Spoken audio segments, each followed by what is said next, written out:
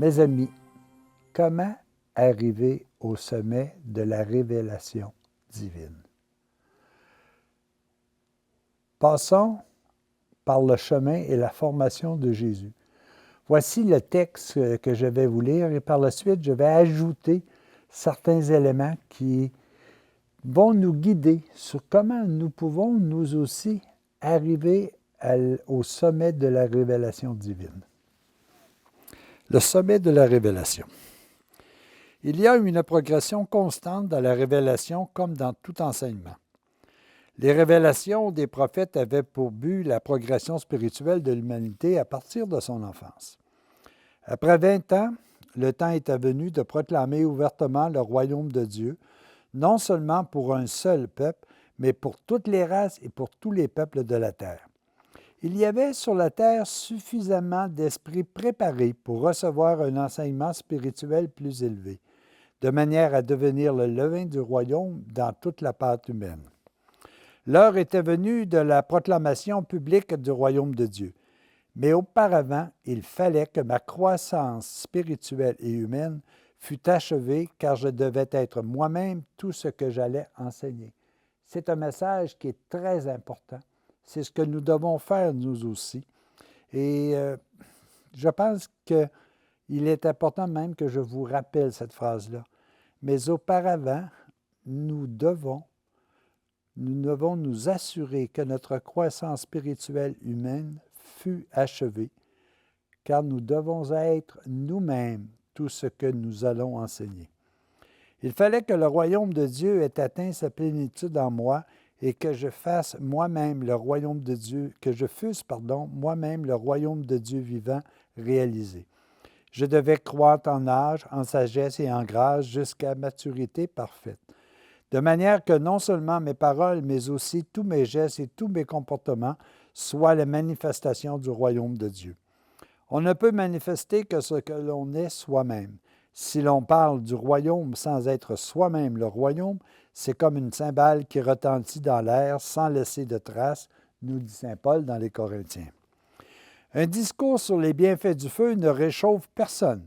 Un exposé sur la nourriture qu'est le blé ne produit pas un seul épi et laisse les estomacs vides. De même, le plus beau sermon sur Dieu et sur sa nature peut laisser les âmes insatisfaites et ne produire aucun fruit en elles. Celui qui n'est pas relié par la vie divine au Père des cieux est incapable d'engendrer la vie dans les âmes.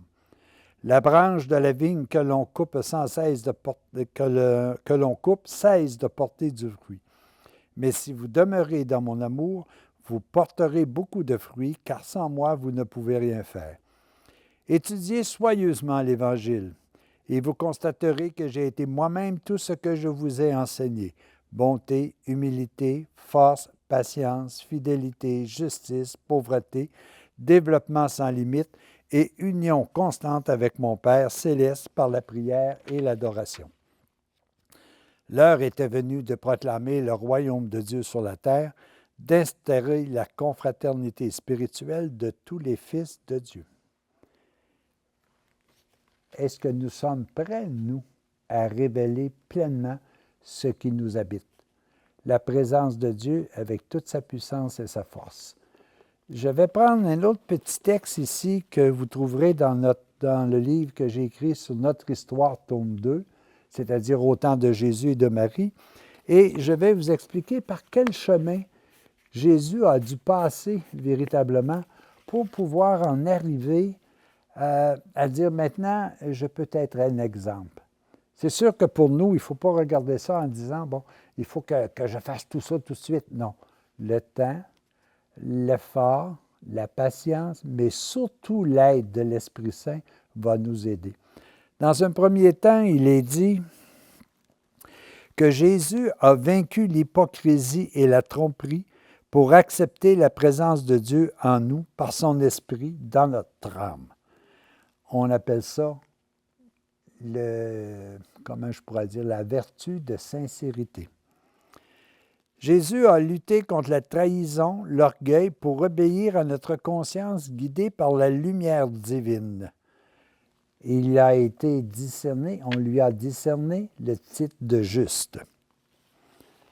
Jésus a maîtrisé l'ambition, l'incrédulité, les richesses et la gloire terrestre.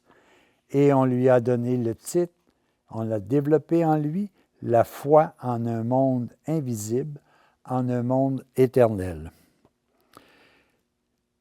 Il nous faut, comme Jésus, réussir à prioriser le bien-être des autres, des plus démunis. À ce moment-là, il nous sera discerné le diplôme du philanthrope. Jésus maîtrise la matière, la peur sur toutes ses formes dérivées et acquis. À ce moment-là, l'héroïsme. Jésus, comme Jésus, nous devons faire face et lutter contre les plaisirs de la chair, de la beauté matérielle pour laisser toute la place à l'amour divin éternel. Voyez, que ce soit les plaisirs, que ce soit la chair, que ce soit la beauté matérielle, tout cela est de passage. Mais si nous sommes habités de l'amour divin et éternel, elle continuera de vivre sans cesse à l'intérieur de nous. Alors, c'est important que, tranquillement, pas vite, avec le temps, nous puissions faire un genre de petit combat qui fait en sorte que nous puissions développer davantage en nous la justice, la foi, la philanthropie, le partage, l'amour des autres.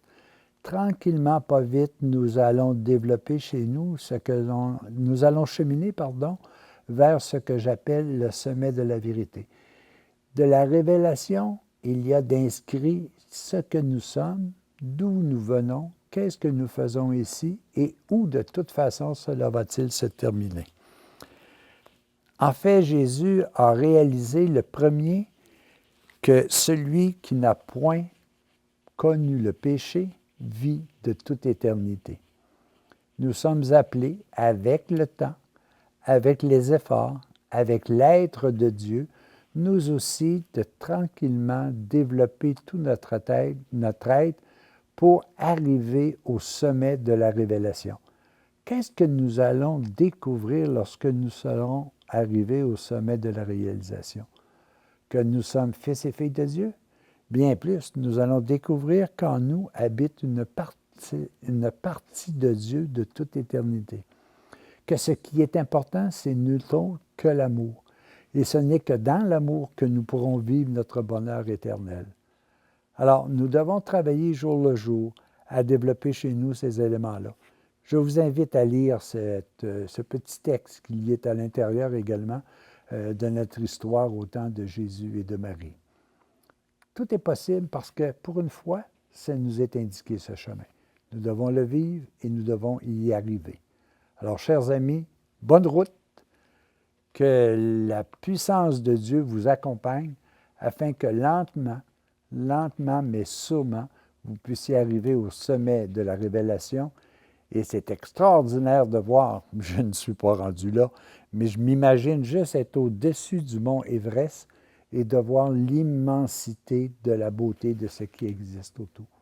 Comment ça doit être au sommet de la révélation divine. Bonne journée à tous.